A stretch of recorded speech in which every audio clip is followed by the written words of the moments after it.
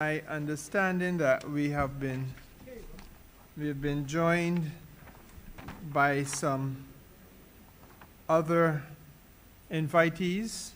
I would want, however, before I go into that, to ask Madam Clerk at the table that an expression of gratitude be conveyed in writing to the Permanent Secretary of the Ministry responsible for Transport Works and Water Resources and his team. It is very significant that a Permanent Secretary, no less, takes time to come to share in the way that he did. And equally, you could take the opportunity, please, to convey my profound sense of regret that the Chief Technical Officer was unable to join us on this occasion. We have with us in the other room Mr. Eric Lewis, from the Markets Division, Fisheries, Milanese Holder, Public Markets, Fisheries Division again, and Vernell Nichols of the Barbados National Union of Fisher Folk. I want to welcome you, gentlemen and ladies. The business of this committee has been conducted in a particular way, and I'm going to share that with you. Everyone who has come to give evidence has been given the opportunity, if they care to, up front, to say a few words, if you care to, which will kind of shape or share with us your thinking on the merits or the demerits of this proposed piece of legislation. I will probably exercise my discretion as chairman up front to ask you a few questions, but what I try to do is to intervene for no more than about 5 minutes, and then I rotate across all the members of the committee present and participating so that everyone will have an opportunity to quiz you on any matters of concern.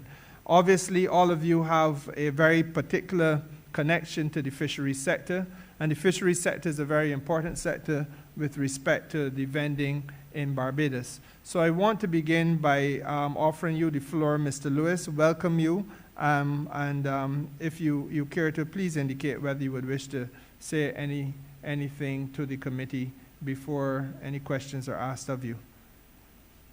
All right, good morning, Minister Simmons, and good morning to members of the committee. I think as well as good afternoon to one and all. I want to take this opportunity to thank you all for inviting me here, as well as my colleagues. I think that the vending bill is indeed timely in going through it. I found it to be fairly comprehensive and very, very straightforward. There are just some minor issues which I would like to address as we go along. Okay, fair enough. Ms. Holder. Good morning, sir. As Mr. Lewis said, I'm very thankful. We are very thankful to be invited here to be part. Sorry, you may have to come closer to your microphone, please. We are very thankful to be invited here to be part of this Vending committee bill. And as Mr. Lewis has said, we will address any issue as we go along. Okay, thank you, ma'am. Ms. Nichols. Good morning, sir. Good morning, committee. Good afternoon, sorry. I want to express my gratitude also for giving the opportunity for being here. This is the first time that I would have found myself in such a forum, so I hope that everyone would bear with me and that I can represent the industry that I work with adequately, and that I would be able to answer the questions that were being asked by me. I'm happy to be a part of this committee looking over this bill, and I have some notes that I would have made bill. So I look forward to the discussions and would wait to see of me. Thank you. Yeah.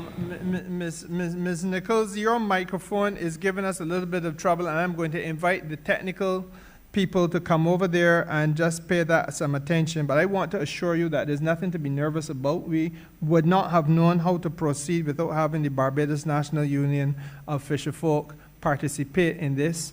You all represent the bedrock of fisheries vending in Barbados, and frankly speaking, it is critical to everything that this committee is contemplating doing. I want to, while they pay some attention to your microphone, Ms. Nichols, I want to invite Mr. Lewis you had indicated, sir, that there were one or two issues that you had. I'm presuming that these are issues that you have top of mind. Would you be willing to share with us? All right, there's some very minor issues, Right. Minister. In terms of, I see the application form, a license for vendor's license, the first schedule, this on page 36. Right. And this is just from an administrative point of view. Could you also include a line on that which speaks to telephone numbers? I'm trying to pull it up. Bear with me. Okay. I have with me, I should say to you, I have with me two policy advisors. There's Mr. Anderson Cumberbatch from my ministry. You know, I don't know if you know Anderson. Hey, went to school with Anderson. we are Black Rock boys. I thought as much, but I was not sure. I thought as much. And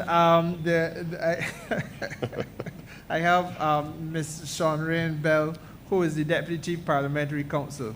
I'm not sure if she's a Black Rock girl, but if there are any issues that we need any guidance with, they're there to help us. No, I have the first schedule in front of me. The first schedule of the bill is what you're talking about, right? Yeah. Page 36. Yeah. Okay, so you would like to have, as it says here, name of applicant, sex, date of birth, national identification number, residential address, email address, and you would like to have the telephone number put in. Yeah. Okay, fine. That seems reasonable to me. I probably should ask you, are there any specific reasons why you wish to have the telephone number? I think that, well, telephones nowadays are primarily the main mode of communication. Okay. And, you know, people nowadays use the various platforms like WhatsApp and that kind of thing. So it is easier to find people via telephone as opposed to going at the residential address or even email, which nowadays is kind of like snail mail. I'm very glad that you've been given the opportunity to elaborate. And I say this lightly, but I am serious at the same time, because there are people listening out there who may want to know what is the area Lewis want to know the people telephone number for. And you have now explained the importance of it. Okay. No challenge with that, Deputy Chief. Fine. Next thing, Mr. Lewis. Page 22. Public markets and fish landing sites, clause 3. Page 22, I'm with you there. I'm going to read from clause 2 and enter into clause 3, which speaks to the senior manager of markets, which is my role, shall be responsible for the management and operation of a public market, that is a fish market. Right. But then it goes to clause 3 and it says the minister responsible for fisheries shall be responsible for the management and operation of a fish landing site. I want to know why the minister, as opposed to the chief fisheries officer, since the chief fisheries officer is the person right now who's in charge of fish landing sites. Was this? Well, no, this is a very interesting point that you're making, because that had never been my understanding. Deputy Chief, is that, can you assist? Chair, when we were having discussions in relation Sorry, Mr. Lewis, would you be so good as to mute your mic? Is his mic? Okay. We're good here now. Don't touch anything. We're good. Go ahead, Deputy Chief. Yes, Chair, when we were having discussions in relation to who would be in charge of the fish landing sites, the discussions did yield that this that the functionary identified here should be put in this place. So this is a policy issue. If it is that someone else is better able to be in charge of the management and operation, then I am fine with it. It just means that there are some other consequential amendments that will have to be made to address this as well. Okay. That it's related to. Okay. So, Mr. Lewis, your recommendation is that it would be, what is the correct title that you used just now? The chief fisheries officer. Okay, so Mr. Lewis proposes then that the chief fisheries officer should be responsible for chief fisheries officer shall be responsible for the management and operation of a fish landing site. That is what currently obtains. Right, fair enough. Right. No desire to depart from that. Are there any other? We speak of fish landing sites and we also speak of public markets. On page 55, part 3, you have a list of fish landing sites, and among the fish landing sites are also the fish markets. So I wanted to know if this heading couldn't be list of public markets and list of fish markets and fish landing sites, or have them separated. Page 55, part 3.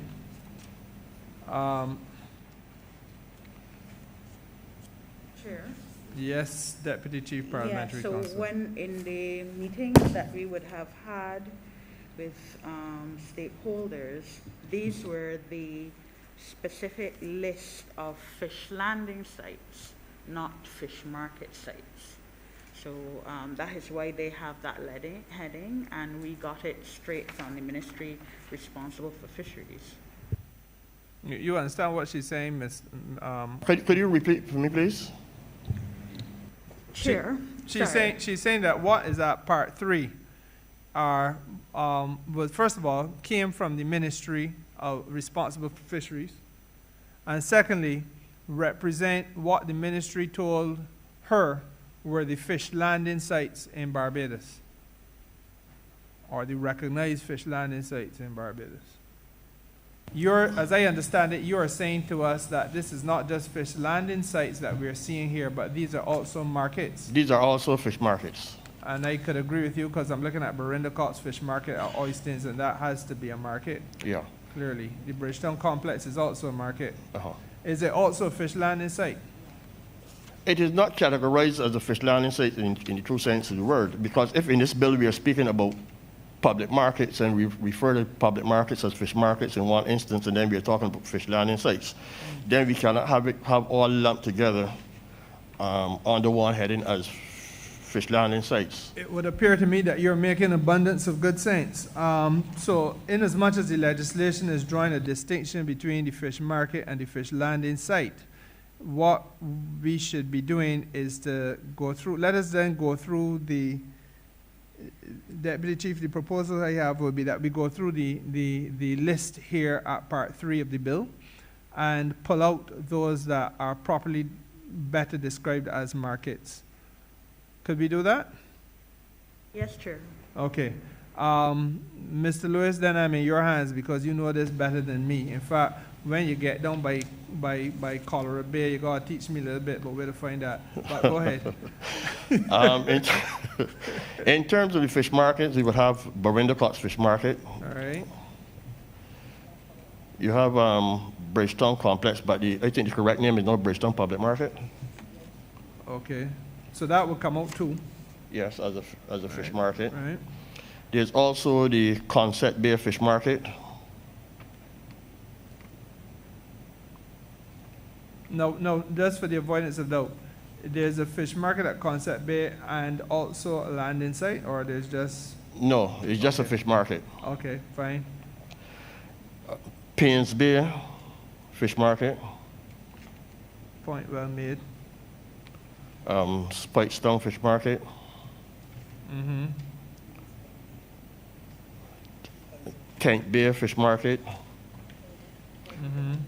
Pile Bay is still a landing site and has not been handed over to the Markets Division as yet, so that is still listed as a But pause there. Is there not a market that had just been built there? Pile Bay? It is still listed as a landing site. Oh, but okay. So it is not under the management of Markets Division. They're properly managed. Pile Bay is still a landing site managed by fisheries and not by markets, even though there is a market on the site. Thank you, Minister. Um, that is your minister, Mr. Lewis, but I know you're a man that will not get nervous about that. You keep talking. You're talking to a man who's put on a dress and go up on stage, man. Behave. Right. So that is basically it from but a question I wanted to ask though. In the bill, it speaks to relocation of people if, I'm guessing, if the minister or if the ministries or various units decide to relocate a person. What happens if some person wants to self... Pause a little bit. Hold there, as they would say in the old war pictures, keep your gunpowder dry. I have the young people would say slow your roll. Well, there you go. I have a question that embarrasses me to have to ask you this, but for the benefit of some people who are taking a record in this house, there is a request that you give the addresses. I thought that we all knew Barbados well enough that we all knew the addresses, but that apparently is not so. So therefore, the addresses of the markets. Okay. Some I would have thought would be self-explanatory. Barinda Cox Fish Market, for example, is at Oyston Springs Church. Right, good. The other ones? The Bridgetown Complex is Bridgetown Complex or Bridgetown Public Market is on Princess Alice Highway. Right. Concept Bay Fish Market is in Concept Bay, St. John. Right. I don't go any further because they would say that I didn't know, so let me just say PSB is in St. James. Paynes Bay, correct, is in Paynes Bay.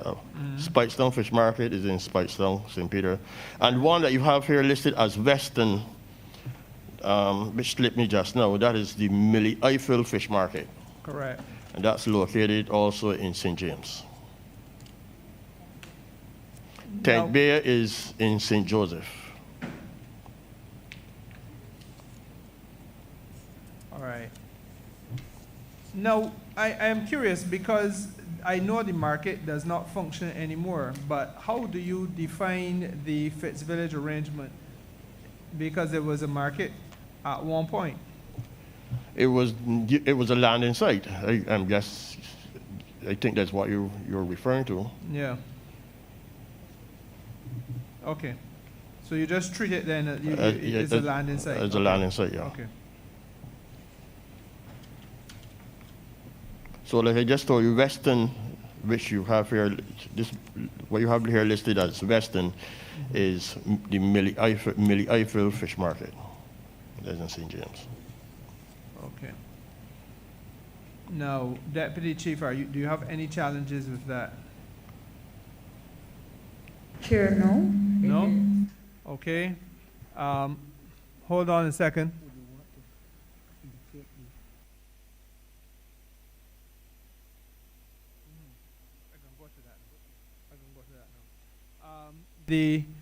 Again, for the avoidance of doubt, you're being invited then to indicate the addresses of some of the fish landing sites which are not well known. You have, for example, the one I asked you about, Cholera Bay. Where's that, please? That's number 11 on what I have here, page 56. Fish landing sites fall under the jurisdiction of the Chief Fisheries Officer. I myself am not even sure where some of these fish landing sites are. Oh, okay, all right. Well, then we won't detain the business of the committee with uncertainties. Minister Humphrey? Yes, sir. I was just saying, I have spoken to the Chief Fisheries Officer, haven't spoken to the Deputy CPC at the time when she'd inquired about the fish landing sites. So this information came from the Chief Fisheries Officer. What I could do for the committee's benefit is to have the addresses of all of these sites made available by the end of the day, sir. Okay. I'll be grateful. Much obliged. Mr. Lewis, please proceed then. Before I interrupted you, you were... Yeah, I was asking a question because I noticed there is provision in here for relocation, and it seems as though it speaks to if the various ministries or departments have to relocate people. But if persons want to relocate themselves, for instance, in fish markets, we have, as you can see, we have about 7 fish markets. And if a person wants to relocate from Bridgetown to Tank Bay, for instance, would that person have to reapply for a fresh vending license to vend in that particular area?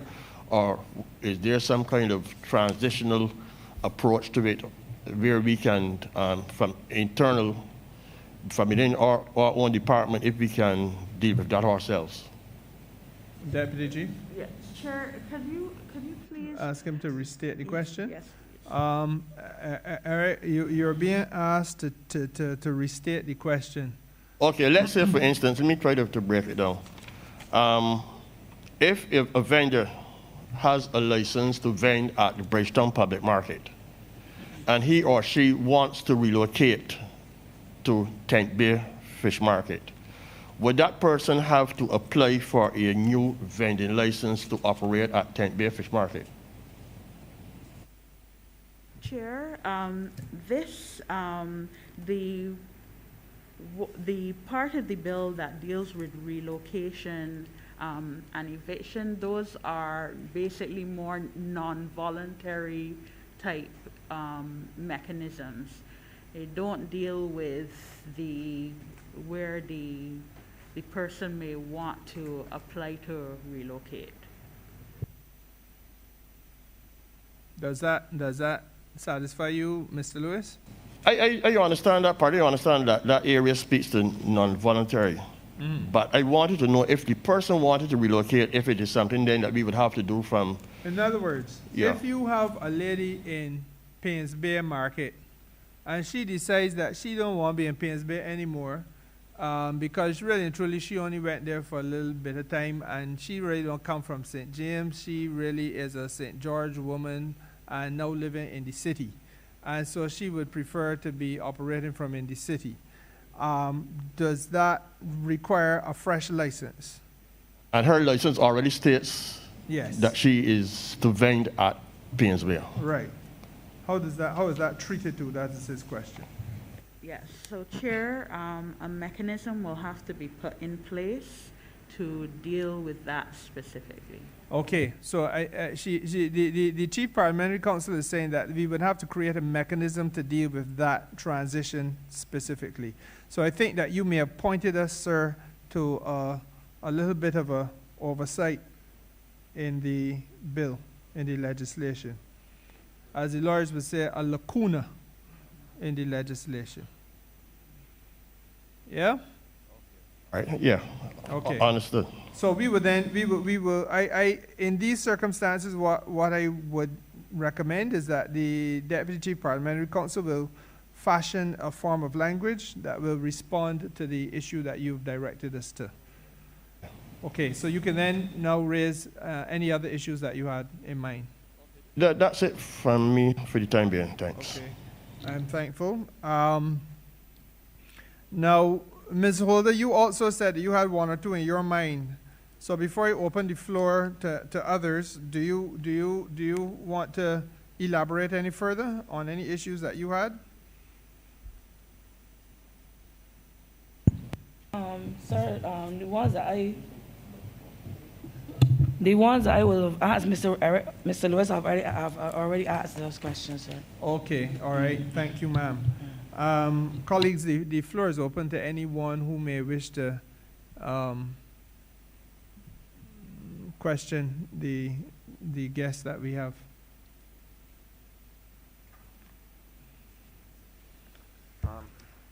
Sure. Minister Ford. I just want to welcome Mr. Lewis and his entire crew. I see my minister colleague online, Minister Humphrey, and I don't wish to preempt that which she may come in and ask about, but there was a question which took up piece of his gray matter last time we were here. That was Wednesday, and it dealt with and I know, Mr. Lewis, you will not be befuddled with this question. I am sure that, and I know you like to use the Barbadian vernacular. I am sure that you are not tipsy as we speak. But I would like to ask you, because the question really emanates from the consumption of alcohol and your take as it relates to Section 18, which deals with the consumption of alcohol. where vending is concerned, and what is your take as a person who would have worked in market fraternity for most of your life, and understanding the environs which you operate under and the environment? What is your take on the consumption of alcohol? Because as I speak, we have a policy where we are not allowing the consumption of alcohol. This was a debate that took up the fullness of time last time we spent our eyes on Section 18. So I would like your take on that. Section 18, what page is that on? That's page 24. Page 24. 24E, 18E. Mr. Lewis, do not be misled by Minister Ford, who should know better and who does know better. You were quite right all along when you were saying clause 18. Don't let people put wrong things in your head. Please. Okay, all right. 18E, it says not while vending. That's correct, right? Yes. So I gather from this that if you are a person who is selling, then you should not be consuming or under the influence of alcohol or drugs. Or if not while vending, sell. That is a little bit contradictory for me, because in one breath you're saying if you are not, when you're saying not while vending, you're not allowed to sell. Not allowed to sell, serve, or distribute alcohol without an appropriate liquor license. Right. So what was the main issue? Are you trying? I'm talking about the consumption. Your minister, well, he's here on the line, and he could vocalize much better than He's myself. saying that what? That persons in market should not drink alcohol, sell alcohol? The question being asked is, what is your take on the fact that while vending, while you are selling your fish or whatever, cutting up fish, you should not be drinking alcohol while doing that? But it speaks to also to a hygiene and sanitary measure. I think Ms. Holder might be able to speak more about that, but I think that when you're selling fish, you're selling fish. You shouldn't be. I don't think you're allowed to be eating and selling fish at the same time. Ms. Holder, you wish to share a view on this matter? Or you, Ms. Nichols? As far as I'm concerned, sir, there's no alcohol supposed to be consumed in fish markets. And I think that so that we do not spend too much time going down that rabbit hole any further, I'm going to invite the Deputy Parliamentary Counsel to share with me the fruits of the research that has been done on this matter, because the committee had been misled. In robust language, we were given the assurance that there is no law. I remember hearing that. I can't remember who said it, but I remember hearing it. But the Deputy Chief Parliamentary Counsel has been of tremendous assistance to me, and I will invite her to share with us the law. Ma'am, the floor is yours. Chair, in relation to the markets and slaughterhouses regulations, Regulation 18, and I will just cite the relevant part. No person in any public market shall curse, swear, or use any indecent or obscene or blasphemous language. And then in relation to the alcohol, no person in any public market shall consume, sell, or otherwise dispose of any intoxicating liquor. And then it's in the Regulation 18.2, it says if any persons contravenes any of the provisions of this regulation, including one, then he shall be guilty of an offense and liable to a fine not exceeding $25.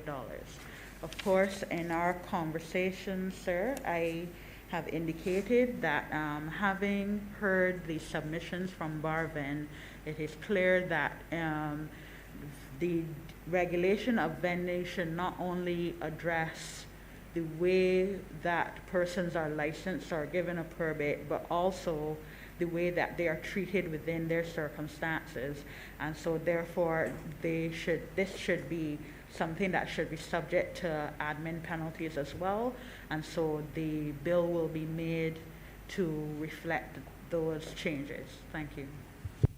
Thank you. So, I think that should put to rest any issues about what the legal situation is in Barbados as we speak.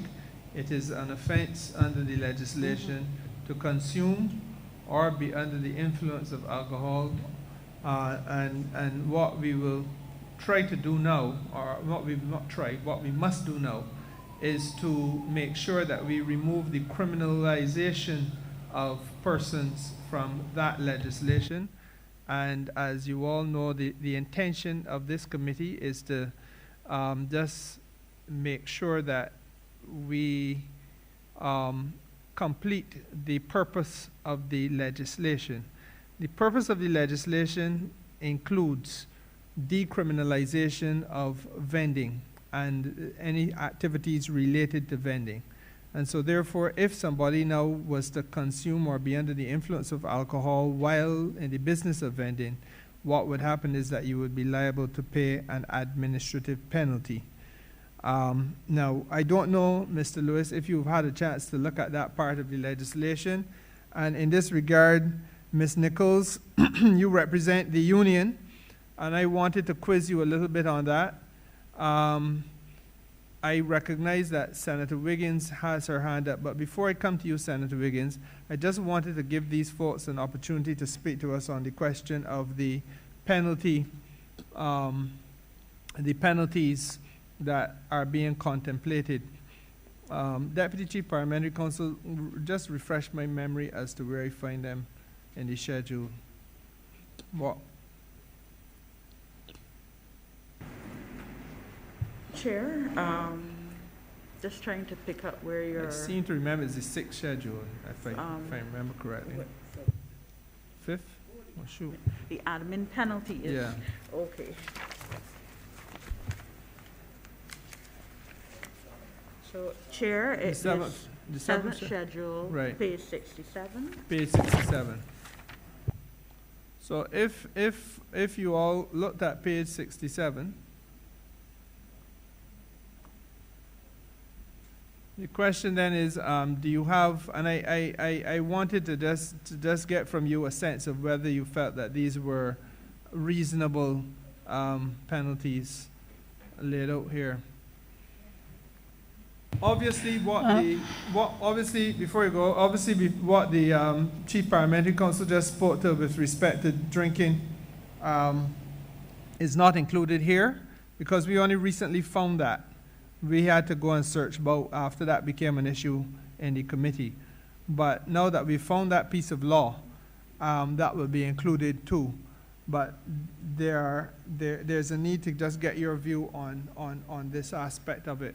Do you feel that the contraventions outlined and the penalties that may be paid are reasonable? And please feel free to say, if unreasonable, why so?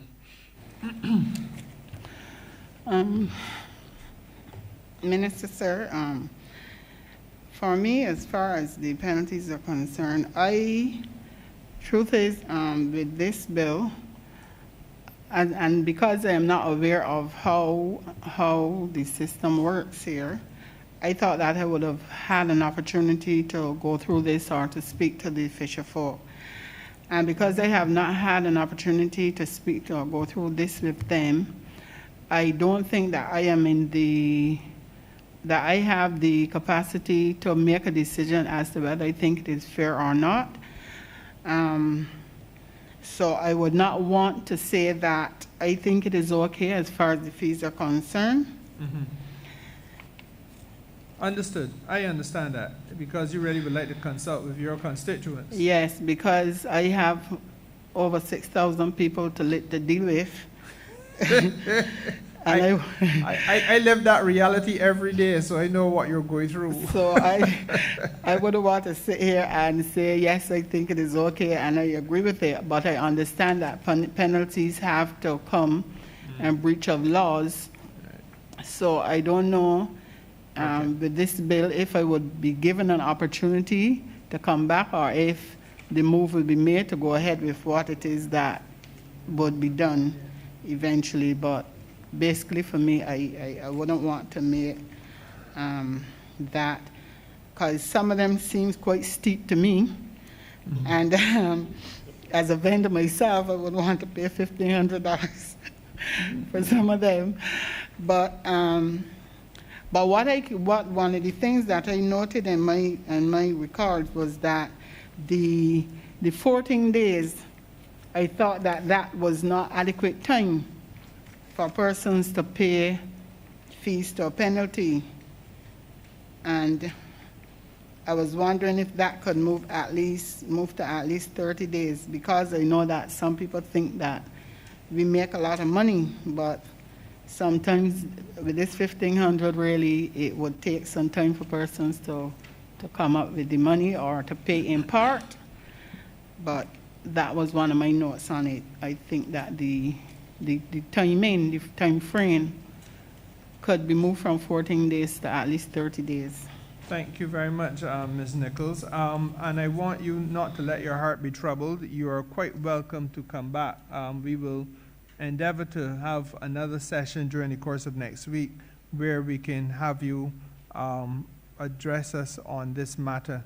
But I note your observation with respect to the 30 days, and that actually saves me from having to ask you the next question I was going to ask you, because I really was also concerned about your views on the 14-day period within which to pay.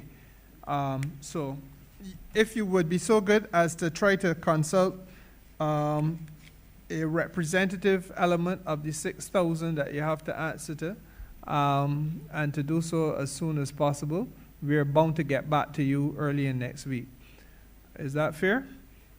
Yes, sir. No problem there. Now, Senator Althea Wiggins had her hand up. She wants to ask you all some questions, and equally, Minister of Tourism Lisa Cummins wants to ask you all some questions. So I am going to go to Senator Wiggins first because she caught my eye first.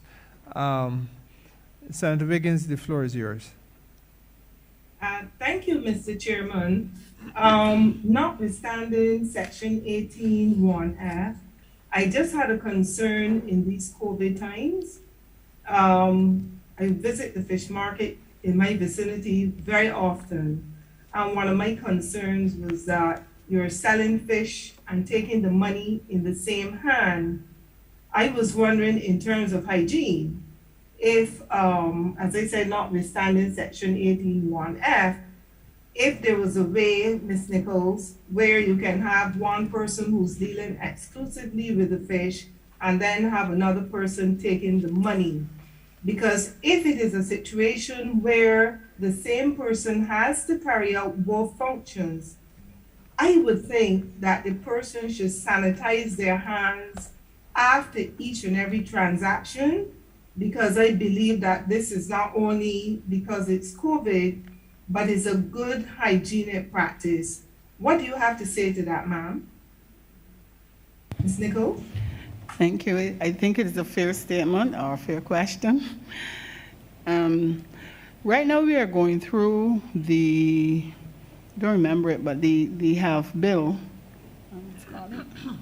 We are going through some other bills, the health bill also with the Ministry of Health, and we are looking at ways that we can bridge the gaps in some of these things that we are doing. We've had training with a lot of our fisher folk, and I think that in the meetings that I would be setting up with them soon to deal with these matters, these are some of the things that I will take note of, and between myself and them, we could look at ways to deal with this same problem you're speaking about. I know that there are some persons who have multiple persons working for them, that it might be feasible for them to do it, but then there are those that operate as a single individual. And as you said, these are things that would have to be brought to their attention in order to make these necessary changes that we are discussing. Thank you. Thank you. Minister Cummins, please. Thank you very much, Chairman. I did have one question perhaps for the representative of Barnufo And then I had a question for the Deputy CPC. I wanted to, perhaps I could start with the Deputy CPC on page 67, where we have occasional vending without a permit, contrary to section 11.1. There is not actually a penalty, at least not in the version that I am seeing in front of me. Is that intentionally left blank, or is there meant to be a number in there? That's on page 67 of the 7th schedule. Page 67. Page 67, under the 7th schedule, part 1, administrative penalties, where it says occasional vending without a permit, contrary to section 11.1. And the provision is specifically section 11.6, and then under penalty, the area is left blank. So I just wanted to get clarification on if that was intentional or if there is supposed to be an insertion in there. Chair, just to say there probably should, well, there should be an insertion. So I will have to look back into earlier drafts to see what should be there. Thank you. I'm obliged to you, Minister Cummins, because that had eluded me. I didn't realize that provision was blank. Thank you, Chair. You had the second question. I did. It was specific, perhaps more of a combination of a comment to you, Chair, and perhaps a query to the representative from Barnufo. Now, I agree that the penalties in here could potentially be imposing and may appear to be steep, but I think perhaps we may have to hopefully have in those consultations with the fisher folk that you represent as your constituent base, and obviously in collaboration with the ministry and hopefully with the committee, we will have to, if these penalties, by definition as penalties, are within everyone's reach and they're too comfortable, then they're not a penalty. A penalty is meant to serve as a disincentive to persons from vending without a permit, contrary to section 1, vending without a permit, vending on a license that has been suspended or revoked. And so I'm hopeful that in the consultations that they come back, that we're able to find that balance between creating that disincentive to people from doing the wrong thing on the one hand, and at the same time being fair to persons who, as you have said, people may think are making a lot of money, but that's not always the case. But that may be really the reason for which you are being penalized, because you're being incentivized to do the right thing so you don't have to pull your pocket.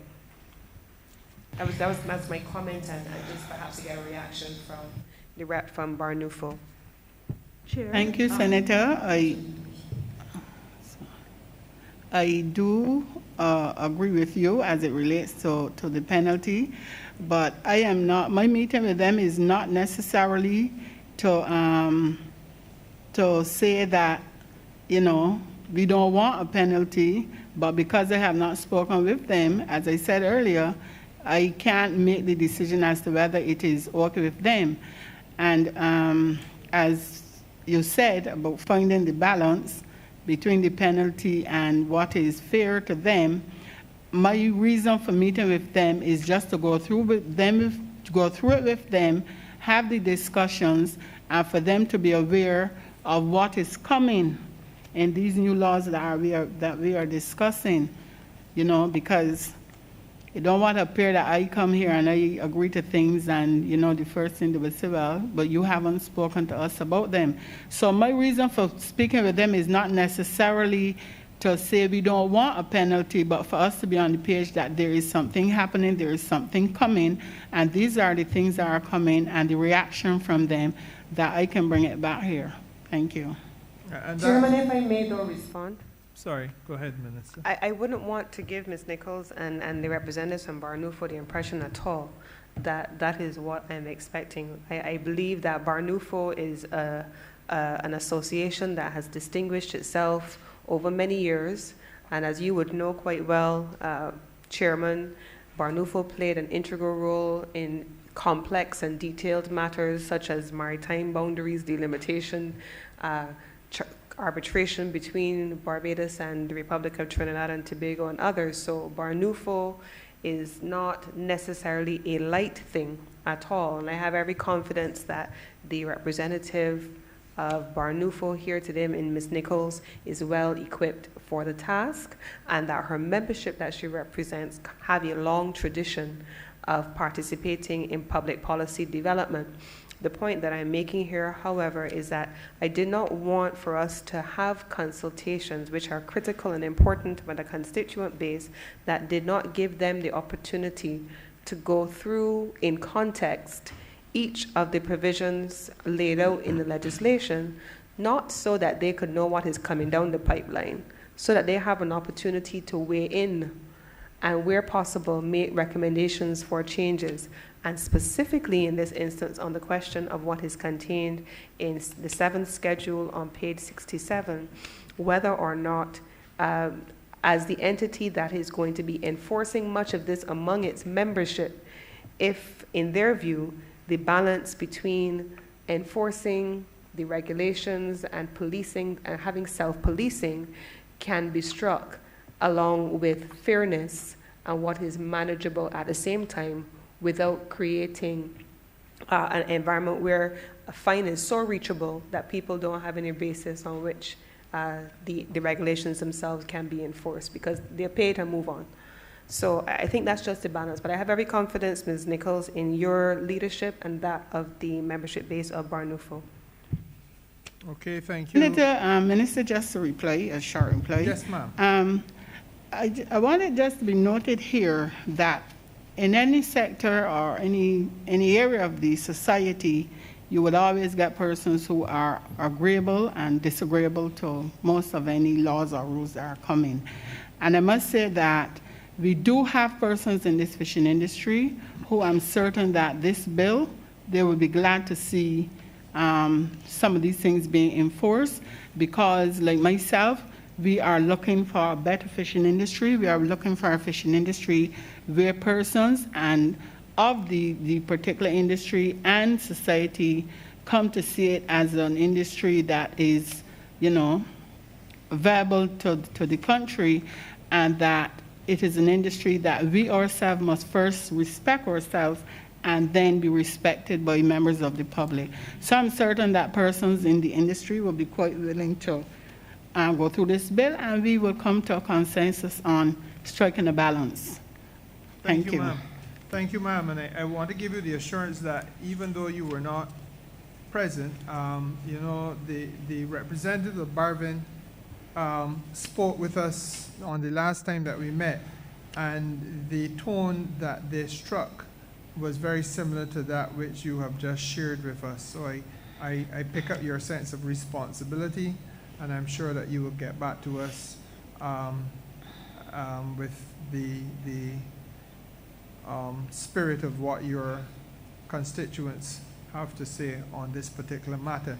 But to give you the personal assurance, my mind has already been going in the direction of whether the 14 days to pay had been too short. In fact, with Barvin, we had floated the idea of payment by installment.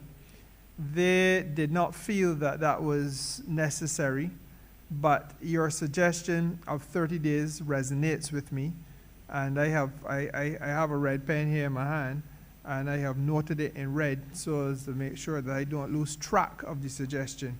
But I will wait for you to come back before we go any further on that point. Minister Ford, you wanted the floor. Yes, I certainly would not like to dilute the efforts of Ms. Nichols, and I want to thank her because she says that she represents 6,000 or so, and it brings my mind and dates my mind back to the book of John when Jesus brought the bread and the fish and fed about 5,000. So we understand the importance of having fish around and the nutritional value of it. I want to thank the minister personally for his work in terms of providing that phytosanitary environment for fisher folk, the pristine markets that we see around. We went as far as utilizing the 70% waste in fish offal to be able to augment the agricultural sector, and that's a new program he has started as well. I share your concern, Ms. Nichols, as it relates to the fees.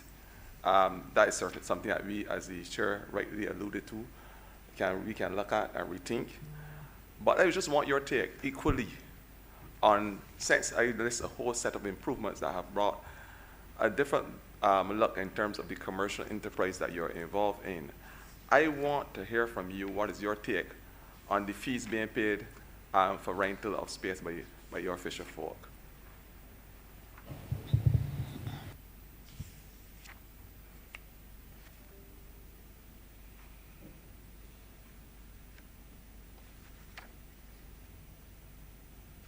Sorry. Right now, we are paying 75 cents a day. And I would not sit here and say that 75 cents a day is adequate for a fee. I've noted and spoken to the minister in many of my speeches and directly that we are quite grateful and we are happy to see the upgrades that are being done in the fishery sector, in the fishing industry. And in my last speech, I also noted things that we are hoping we can get finished. So I would not say that the fee right now, in terms, especially for the vendors, that is adequate. But in listening to some of the concerns, I'm not certain markets would really be the persons who have to speak to the fee as it relates to the fishermen. Because I know that the fishermen, they themselves don't think that it is really fair either for us to be paying the 75 cents, and that they are the persons who usually pay most of the fee in terms of landings. I'm not certain what the fee is for them, but I wouldn't say that 75 cents is adequate for the type of work that is going on, the upgrades, and for what we are doing. So I would be fair to say that the fish folk can pay a bit more money.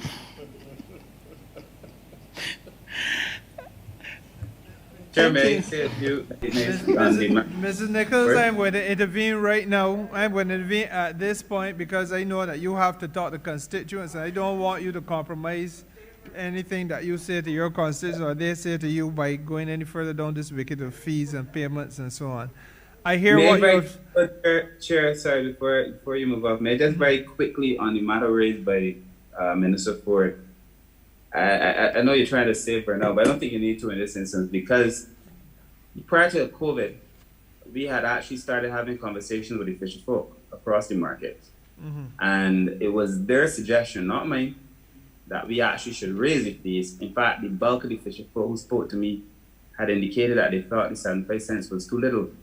So we had already garnered some support for an increase in fees. So I don't think Ms. Nichols finds herself in fiery circumstances, but the truth is the fisher folk had already agreed, but COVID caused us in the ministry to rethink the increase in fees at the time.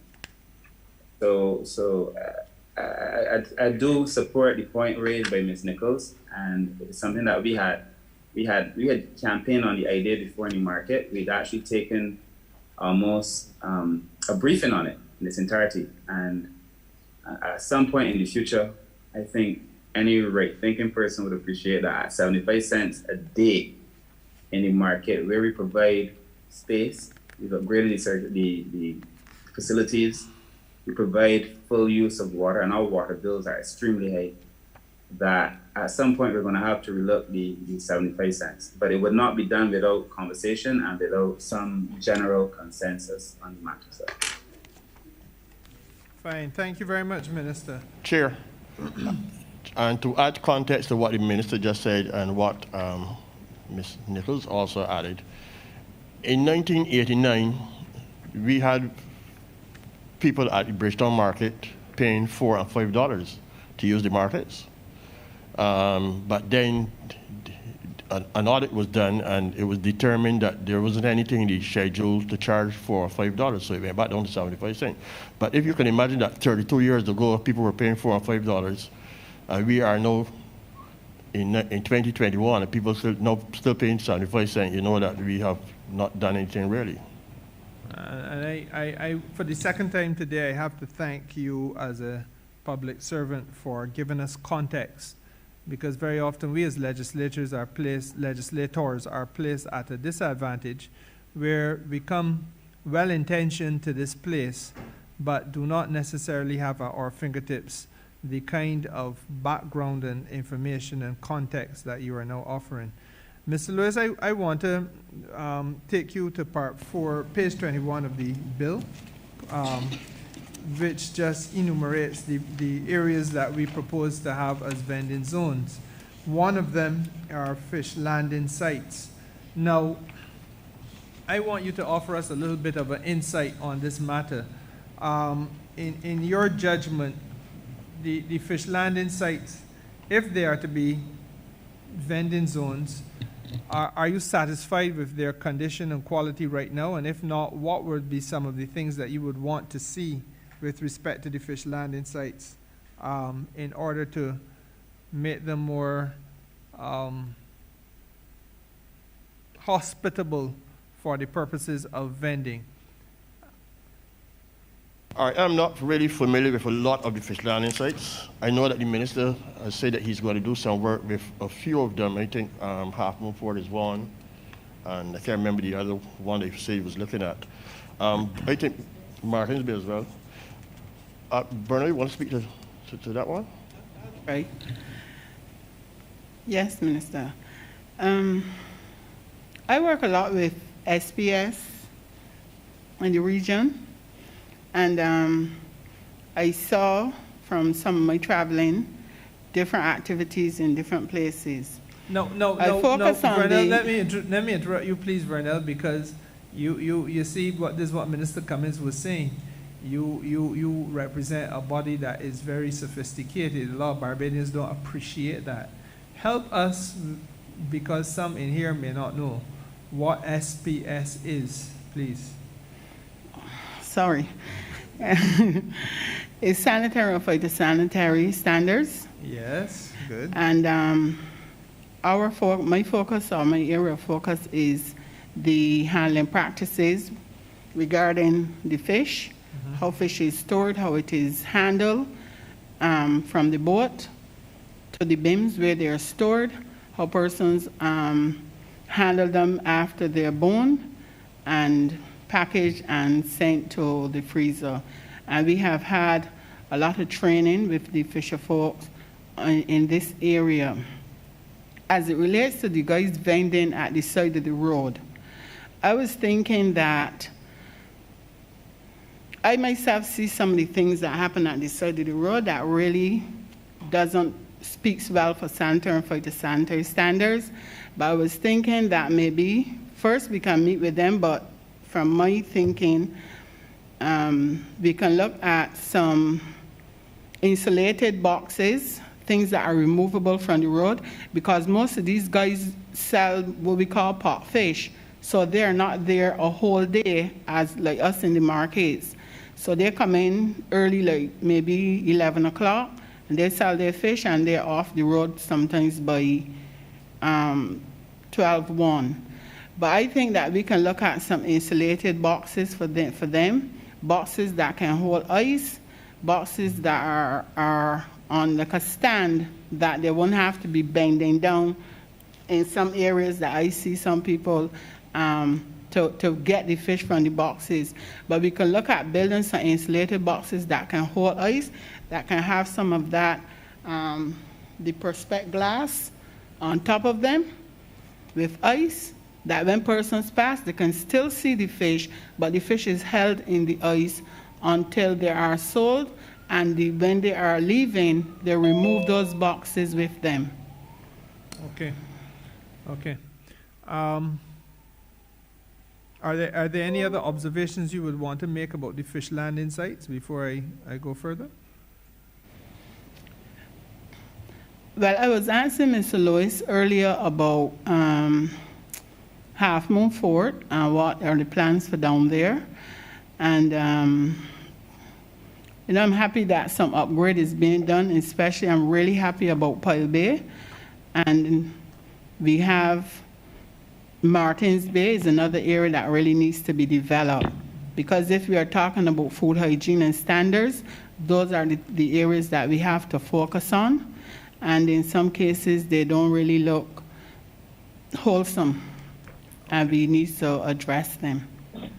Okay. Now, we are going to shortly be at lunch, but I'm going to, and I want to invite you all to join us for lunch, please. And when we come back after lunch, which will be 45 minutes or well, maybe 50 minutes from now, we will continue this questioning. But what I wanted to do before we started lunch is to just share with you where my mind is at as we go forward. The Deputy Chief Parliamentary Counsel, who you heard speaking just now, has, as I said, done some research with respect to the regulations that govern vending in markets in Barbados. And a lot of these regulations have given rise to criminal penalties or criminal sanctions. What we're trying to do, as I keep saying, is to decriminalize the process. So that there are a few of them that I want to discuss with you all after lunch. And what I'm going to be trying to do is just to get from you an understanding of what is happening now, in similar way that we just had a conversation about the use of alcohol, and where we can go in the future as we try to modernize and bring this business into the 21st century. But equally, how we can get around the question of criminal penalties.